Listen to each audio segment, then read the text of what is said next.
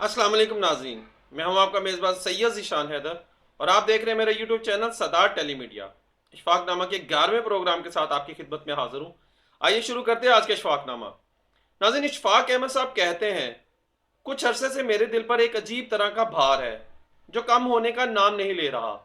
उसके लिए मैंने बड़ी तदबीरें की, उस ख्याल को जहन से झटका भी, लेकिन वो ख्याल, या आप उसे मर्ज कह लें, ऐसा है कि दामनगीर ही होता चला जा रहा है।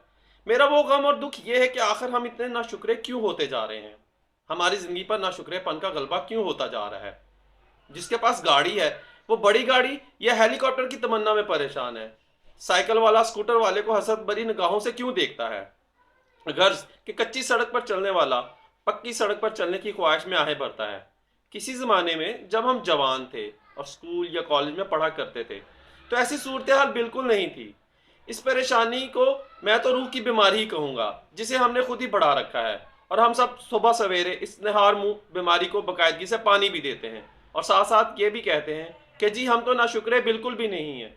लेकिन अगर घर में सुजुकी कार की जगह स्विक कार आ जाए या होंडा कार आन खड़ी हो तो हमें बहुत अच्छा लगता है। हम ये कभी नहीं कहते कि सुजुकी गाड़ी आई है।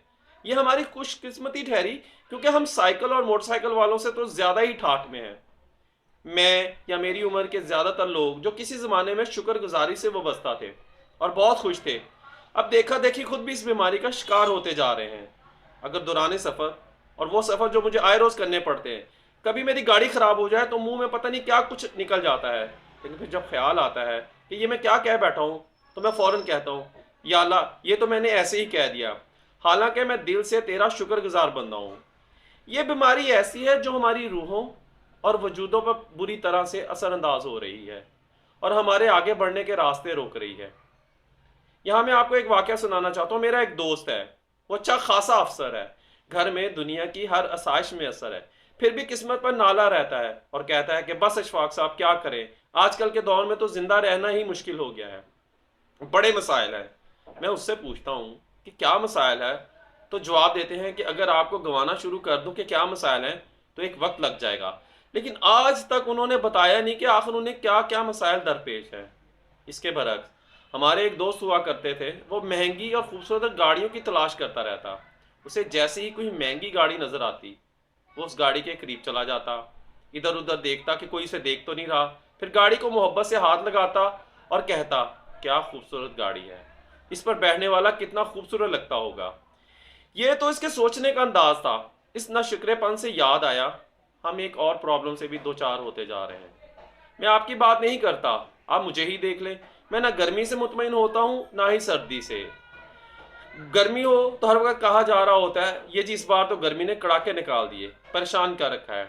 सर्दी हो तो कहा जाता है कि जी इतनी सखर सर्दी में गरीबों का क्या हाल होता होगा, बड़ी जानलेवा है ये सर्दी, इससे तो गर्मी ही भली थी।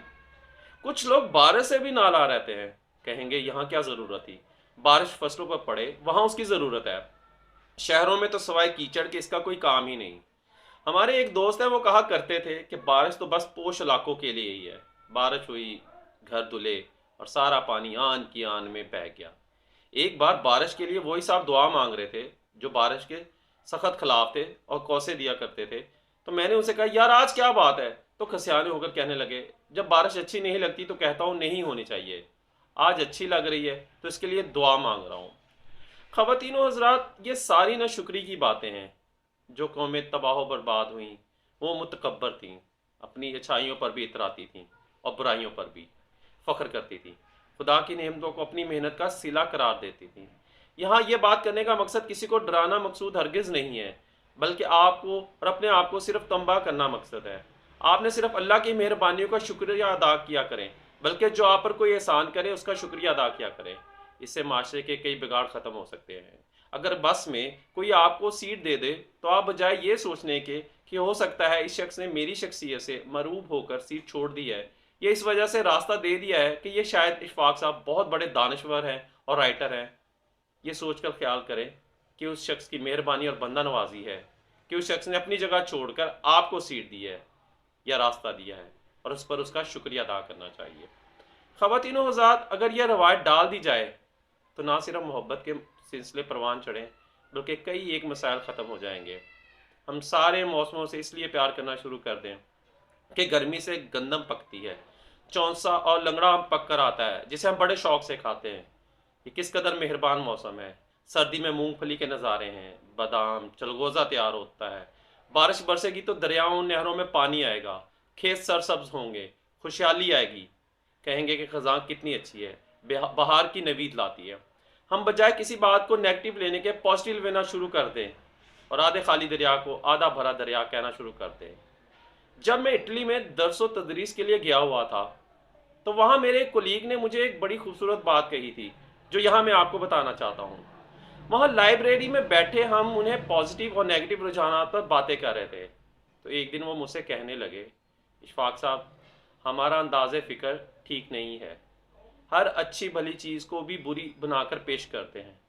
وہ اس حوالے سے مجھے لندن کے معروف شاعر جان ملٹن کا یہ مصرع کوٹ کرنے لگا اور اس نے وہ لائن بڑی خوبصورتی کے ساتھ پڑھی، better to reign in hell than serve in heaven, جنت میں غلامی سے دوزخ کی سرداری بہتر ہے۔ اس نے کہا کہ ہم سے شیطان کی اپروچ زیادہ بہتر ہے، اور وہ ایک انتہائی منفی بات کو بھی مثبت انداز میں سوچتا ہے۔ یہ لائن برطانوی شاعر جان ملٹن کی مشہور کتاب پیراڈائز لوسٹ کی ہے جو شیطان سے منسوب کی گئی ہے۔ ایک روز ہم ڈیرے پر بیٹھے ہوئے تھے تو میں نے بابا جی سے پوچھا کہ بابا جی، شکر کیا ہوتا ہے؟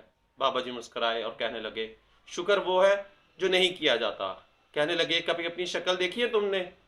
تم سے کئی ریڑھی والے، پھل فروش اور مزدور خوبصورت اور قوی جسم کے مالک ہیں، لیکن اس کے باوجود تم ان سے بہتر ماحول میں رہتے ہو، اچھا کھاتے ہو، پہنتے ہو۔ یہ شکر والی بات ہے، لیکن اس کے باوجود شکر نہیں کیا جاتا۔ فرمانے لگے، اس دن بابا جی کچھ زیادہ ہی موج میں تھے۔ مومن وہ ہوتا ہے جس کے ہاتھ میلے اور گندے ہوں اور اس کا دل صاف اور شفاف ہو، اور ہر حال میں وہ اللہ تعالیٰ کا تہہ دل سے شکر گزار ہو۔ خواتین و حضرات، بابا جی کی وہ باتیں سن کر جب میں نے اپنے گریبان میں جھانکا تو سوائے اللہ تعالیٰ سے شکوہ کے کچھ نظر نہ آیا۔ شکر گزاری نام کی کوئی چیز دور دور تک میرے اندر تھی ہی نہیں۔ میں اپنے دانش و عقل اور پڑھائی کے زور میں کبڑا ہوا جا رہا تھا۔ سجدہ شکر کے لیے میری کمر میں خم نہیں تھا۔ میں نے تہیہ کیا کہ اب میں اللہ تعالیٰ کا شکر گزار بندہ بن کر ہی رہوں گا، لیکن یہ ممکن نہیں ہو سکا، اور یہ خواہش میرے دل کے اندر ہی رہی، باہر نکل کر عملی شکل اختیار نہ کر پائی۔ اور میں یہ سوچ ہی رہا تھا کہ اب میں اچھا انسان بنوں گا اور اللہ تعالیٰ کا شکر گزار بندہ بن جاؤں گا کہ اچانک لائٹ چلی گئی اور میں نے اپنے آپ سے کیا ہوا سارے کا سارا وعدہ بھول گیا، اور میرے ذہن میں یہ شکوہ آیا کہ باپڈا والوں کو بھی سوائے بجلی بند کرنے کے کوئی کام نہیں ہے، بھلا اتنی گرمی میں بجلی بند کرنے کا کیا جواز بنتا ہے۔ میں نے یہ نہیں سوچا کہ ہو سکتا ہے یہ بجلی کی اچانک بندش کسی انسان کے لیے باعث رحمت ہی بنی ہو، اور کسی کے جسم کو کرنٹ نے چھوا ہو اور بجلی کی اچانک بندش نے وہ خوبصورت زندگی بچا دی ہو، اور ہو سکتا ہے وہ بچنے والا شخص پورے خاندان کا واحد کفیل ہو اور کتنا خدا ترس ہو۔ لیکن ناشکری کی اس بیماری کو ہمارے وجود میں اس قدر سرایت کر چکی ہے اور اس کی جڑیں ہمارے اندر اس قدر مضبوط ہو چکی ہے کہ ہم انہیں کاٹنے سے عاجز ہیں۔ شکری میں وہ مغرب والے لوگ جن کو میں مثال کے طور پر پیش بھی نہیں کرنا چاہتا، وہ ہم سے بہت آگے نکل گئے ہیں۔ آپ کسی فلم میں یا ان سے مل کر دیکھ لیں، وہ آپ کو اتنی بار تھینک یو کہیں گے کہ آپ خوشی سے سرشار ہو جائیں گے۔ راہ چلتے ان کا کندھا ذرا بھی آپ سے ٹکرا جائے تو باقاعدگی سے آپ کو روک کر آپ کو سوری کہیں گے، اور معمولی بات پر بھی آپ کو فوراً تھینک یو کہنا شروع کر دیں گے۔ یہ اچھا انداز ہے۔ امید ہے آج کے بعد آپ اور میں تھوڑی سی کوشش ضرور کریں گے کہ شکر گزار بندوں کی لسٹ میں شامل ہو جائیں، اگر زیادہ نہیں تو تھوڑا ہی صحیح۔ اللہ پاک آپ کو آسانی عطا فرمائے اور آسانی تقسیم کرنے کا شرف عطا فرمائے۔ ناظرین، یہ تھا ہمارا آج کا پروگرام، امید ہے آپ کو پسند آیا ہوگا۔ اگلے پروگرام تک کے لیے مجھے اجازت دیجیے، اللہ حافظ۔